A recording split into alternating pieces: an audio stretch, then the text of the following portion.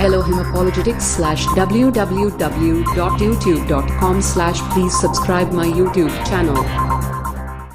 यहां 26वें वचन से हम पढ़ते हैं, क्योंकि सच्चाई की पहचान प्राप्त करने के बाद, क्योंकि सच्चाई की पहचान प्राप्त करने के बाद यदि हम जानबूझकर पाप करते रहे तो पापों के लिए फिर कोई बलिदान बाकी नहीं। मेरे प्यारे भाई बहनों, यदि हमने पवित्र आत्मा को ब्याने में पा लिया, यदि हमने क्रूस की कथा के भेद को जान लिया, यदि हमने प्रभु यीशु मसीह पर अंगीकार कर लिया और उसके बाद भी जानबूझकर हम पाप करते रहे, तो फिर हमारे पापों का अब कोई और बलिदान बाकी नहीं है। और इसी इब्रानियों की पत्री 6 अध्याय 6 वचन में लेखक ने कहा था, यदि वह भटक जाए तो उन्हें मन फिराव के लिए फिर नया बनना अनहोना है, क्योंकि वे परमेश्वर के पुत्र को अपने लिए फिर क्रूस पर चढ़ाते हैं और प्रकट में उस पर कलंक लगाते हैं। तो मेरे प्यारे भाई बहनों, यदि हम जानबूझकर पाप करते रहेंगे, यदि हम जानबूझकर के पाप करते रहेंगे, फिर अब हमारे लिए कोई भी बलिदान बाकी नहीं रहेगा, क्योंकि उसने एक ही बार में उत्तम बलिदान को, उत्तम चढ़ावे को, उत्तम वेदी पर उत्तम महायाजक बनके एक ही बार में मेरे और आपके पापों के लिए उसने प्रायश्चित कर लिया है, हमें अनंत छुटकारा दे दिया है। और यदि उस छुटकारे को प्राप्त करने के बाद, नई सृष्टि बनने के बाद, प्रभु यीशु मसीह को ग्रहण करने के बाद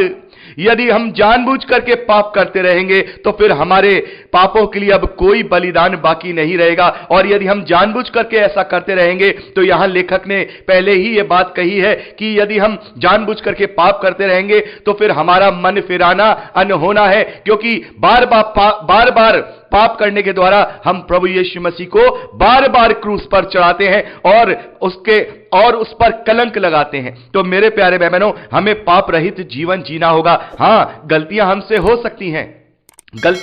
सकती हैं, लेकिन पापों के विषय में हमें अपने आप को निरुत्तर करना होगा, पवित्र आत्मा के सहभागिता के साथ अपने जीवन को जीना होगा। हमें कोई भी ऐसी गलती नहीं करनी है जो हम जानते हैं। बहुत सारी बातें ऐसी होती हैं हमारे जीवन में, हम जानते हैं कि हम ये गलत हैं, लेकिन फिर भी अपने संसारिक अभिलाषाओं के लिए, या अपनी संसारिक लालसाओं के लिए, या अपने संसारिक लालच के लिए, वैभव के लिए, यहां के शान और शौकत के लिए हम उन चीजों को कर जाते हैं। लेकिन सावधान, जैसा कि अभी हमने बात की कि विनाशी चीजों के लिए हमें पीछे नहीं भागना है। ये विनाशी चीजें चाहे हम कितनी भी गेन कर लें, लेकिन ये एक ना एक दिन इनका विनाश होना है। हमें अविनाशी आशीषों के पीछे, उनके लिए भागना है, उनका पीछा करना है, उनके लिए अपने जीवन में कार्य करना है और सत्य वचनों को सत्य रीति से अपने जीवन में लागू करना है। तो मेरे प्यारे भाई बहनों, ये सच्चाई जानने के बाद जो मसीही विश्वासी हैं, यदि वो जानबूझ करके पाप करते रहेंगे, तो फिर अब उनके लिए कोई भी बलिदान, कोई भी क्रूस अब उनके लिए बाकी नहीं है,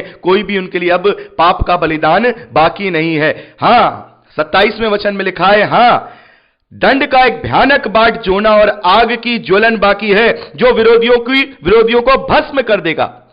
अगर हम जानबूझ करके पाप कर रहे हैं तो फिर हमारे लिए बलिदान तो बाकी नहीं है, लेकिन वो दंड जरूर हमारे लिए बाकी है, जो अनंत आग का, जो उस गंधक की झील का है। मेरे प्यारे भाई बहनों, 28वें वचन में लिखा है, जब मूसा की व्यवस्था का ना मानने वाला 2 या 3 जनों की गवाही पर बिना दया के मार डाला जाता है, तो सोच लो कि वो कितने और भी भारी दंड के योग्य ठहरेगा, जिसने परमेश्वर के पुत्रों को पांवों से रौंदा और वाचा के लहू को, जिसके द्वारा वह पवित्र ठहराया गया था, अब अपवित्र जाना और अनुग्रह के आत्मा का अपमान किया।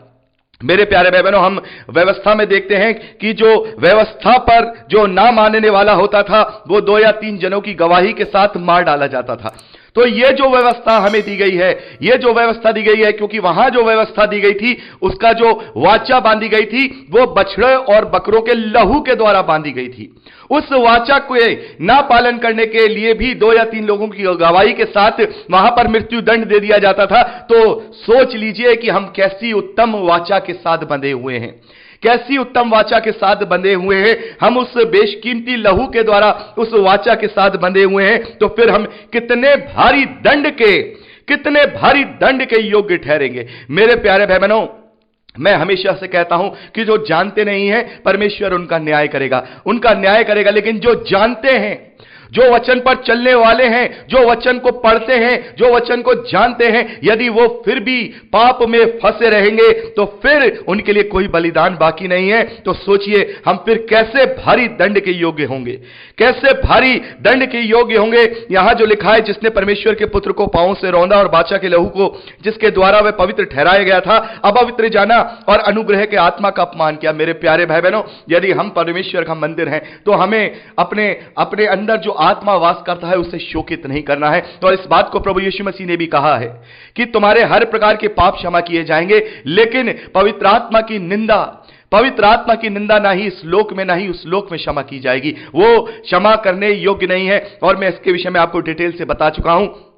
कि पवित्र आत्मा की निंदा कैसे करते हैं। हम पवित्र आत्मा का मंदिर हैं और पवित्र आत्मा हमारे अंदर वास करता है, और यदि हम उसके अंदर, यदि उसको अपने अंदर रखते हुए यदि हम ऐसा कोई कार्य कर रहे हैं, हम ऐसा किसी का कत्ल कर रहे हैं, किसी के साथ व्यभिचार कर रहे हैं, किसी के साथ गलत काम कर रहे हैं, तो वो हम पवित्र आत्मा को शोकित कर रहे हैं, वो हम पवित्र आत्मा को शोकित कर रहे हैं, पवित्र आत्मा की निंदा कर रहे हैं। मेरे प्यारे बहनों, हमें संभलना होगा, अपनी ज्ञानेंद्रियों पर हमें नियंत्रण करना होगा, और हम वो कर सकते हैं।